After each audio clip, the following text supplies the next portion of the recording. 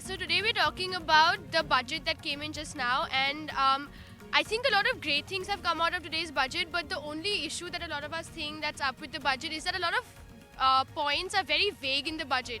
So you've talked about how you're going to take away. You've talked about how you're going to have complete electrification by 2019. You've talked about how you're going to take 1 crore households out of poverty. You've talked about how you're going to build 1 crore houses. But you don't understand that unless you set smaller goals, more implementable goals, these are not going to get achieved, because everybody wants less poverty, but you can't just have vague open-ended directions that will have no end later. According to me, it's a balanced budget, and it is undertaking all the sections of the society.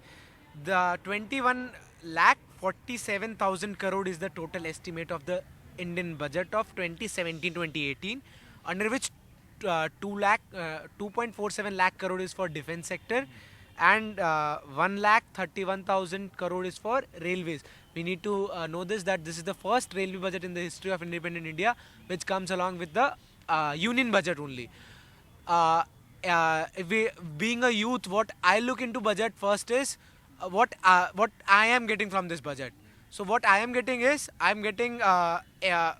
good education facilities in this budget. Yes, I do agree with these points that primary education somewhere else, that fact of primary education has not been taken up so seriously. But talking up of education at higher standard, it's completely we have now 600 centers, Skill India centers, and with 4,000 crore rupees budget. When we are reducing the tax, the revenue gets reduced, because of which investment will get reduced, production will get reduced, consumption will get reduced, and the demand will get reduced, and your economy will not be able to grow further. And also you called it a balanced budget, right? I'll tell you what's balanced: to make achievable goals. So you say that you're going to set up new aims in Gujarat and Jharkhand, right? You forget that you already have plans of aims set up in states like Assam, where more than 2 years, it's been more than 2 years and there's no sight of an aims coming up. So unless you've already achieved something that you'd promised centuries ago clearly, you do not build up on new promises that you cannot achieve. That's the whole point. Aman, the point is there is other picture to this, na?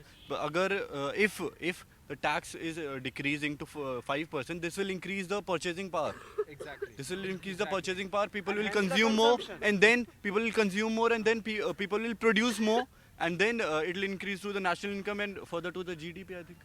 Yeah, but then when the government reduces the taxes, what happens is that the government gets less money. That is pretty obvious. But when the government gets poor, the government gets less money. What happens is the government spends less money on the public good, public welfare. So what happens is that the development of the entire country as a whole goes down. If because of reduction of taxes, your purchasing power is going up, which is increasing the demand, but you also have to understand that because of the reduction of taxes, development is also going down. Tax is just a part of a revenue, total revenue of a government, and consumption is the major part, which people consume. That is the major part of the revenue of the government. Exactly. What we see is that now the bracket for example, earlier the bracket was from 0 to 2.5 lakh. You need to pay no taxes. Now it comes to 3 lakh. You need not pay any taxes. Then it goes on to 3 lakh to 5 lakh. You need to pay only 5%. Earlier it was 10%. Why do we take tax from the rich people to invest it for the poor people, right? For the social welfare of the society. So you are talking about those who are getting 3 lakhs per annum or 10 lakhs per annum, and I'm talking about those who are getting 200 rupees daily. So if you are not getting if the government is not getting that revenue, the expenditure for the social welfare of the poor people will get reduced, and a particular section of the society will not be able to get the benefits, and even the upper class will not be able to get the tax benefits. Also, since everybody's talking about this, we also need to concentrate on how the budget has been glorifying the concept of Tech India. I'm really sorry, but you cannot have Tech India, at least educated India. Okay, I've given up on my dreams for an educated India. Let's at least have a literate India before we can even dream of having a Tech India. Let's not on debate ki tax is that generation of tax will lead to what and what. Let's debate on what budget is. I know all these things, that tax has been reduced, and we all are we all are now from where this income would be generated for all these funds. But let's debate on the budget which the finance minister proposed today.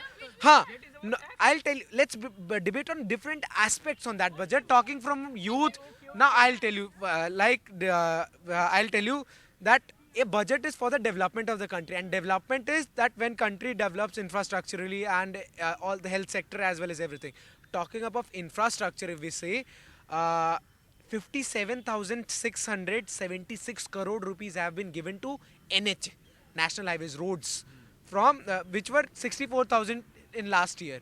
So overall infrastructure development of the country, if we talk about railway, 1,31,000 is allotted for railways, under which 55,000 crore would be given as budget. So I do understand this thing, that we all have a serious question in our mind ki from where this money would be generated for these things. So the bank now has 13.4 lakh crores after that. 15 lakh crores after demonetization.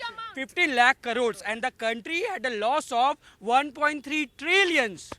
So the bank has all the money, the tax will get reduced, we have all the money and we'll spend it in the development. But the loss of 1.3 trillions has not been dictated or mentioned by my one second. Also, since the money, lakh crores. also since the money has been reduced, since the money you allocate to primary education has been reduced, and then you say that you're paying more attention to skilling your youth, right? It's almost as if you're saying ki it's okay if they don't have primary education, we'll still skill them when they become young adults. That is not okay. That's not a substitute. Also, once, in the medical postgraduate, it's not a substitute. It's not a substitute. You cannot compensate education. Secondly, how is 6,000 rupees enough for a pregnant woman to last for 9 months? I'm sorry, it goes beyond my understanding. Okay, so you said that last year this was my priority, so this year this will be my priority. But you cannot change your priority unless your previous priority was achieved. You cannot change your aim unless you cannot change your aim unless my country cannot change its priority if its priority was not achieved. My country listen, my country cannot shift its focus. No, I'm not telling it that is enough. Just one thing. Steps are being taken. Chandan, please listen. That means steps will not be taken anymore, Chandan. That's the whole point. Okay, my country cannot shift its priority from Swachh Bharat Abhiyan without achieving Swachh Bharat. Exactly. So if it's doing that, it's shifting its priority without achieving its aim. 2,000 crore rupees for primary education and 4,000 for higher education. Okay? Last year, this primary education budget was higher than this higher education budget. So the government has to take. No, it's not shifting its priority. It has to take care of all the things in his mind and move ahead. So in 2016, the children who were 6 years of age, the focus were on them that to give them primary education. Now those children are of 7 years of age, and what you are trying to say, the government changes priority. Now the 7-year-old child will become a medical student, will directly go to high school, will get skilled. You say ki what happens to the 23-year-olds, right? The point is, for the sake of that 23-year-old, you cannot let go of the thousands and crores of children whose lives are still to be shaped. That 23-year-old man has already lived 23 years of his life. You cannot compensate for that, but you can shape these people's lives, and that you cannot change. One who's that 23-year-old who is not considered as a productive population of the country.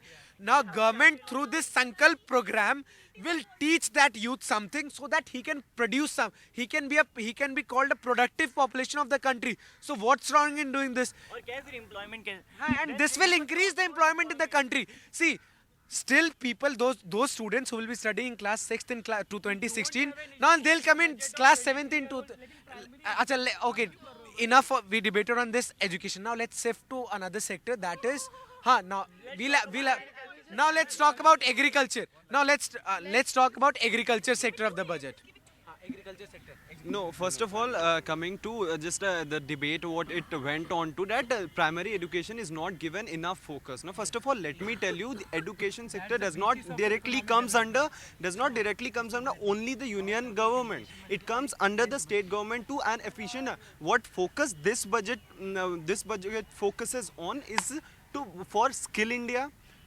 What this budget focuses upon is Skill India, and that's exactly what it is trying to do through skill.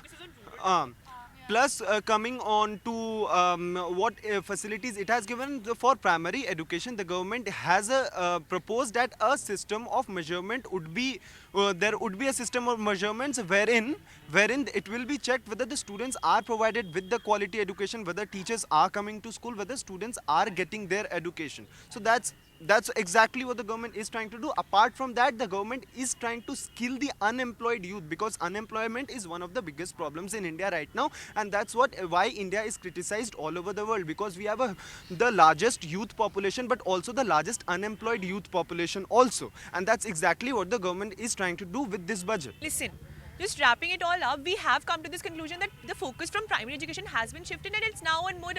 We saw that there is some Skilling innovative the- fund and some Skill skilling the India or some unemployed Tech youth, India yeah. movement. So and other factors are there. We can talk about the agriculture, we can talk about the rural sector, but we agree that overall it is a budget that is satisfactory in a lot of aspects. Like But it wasn't before, like yeah.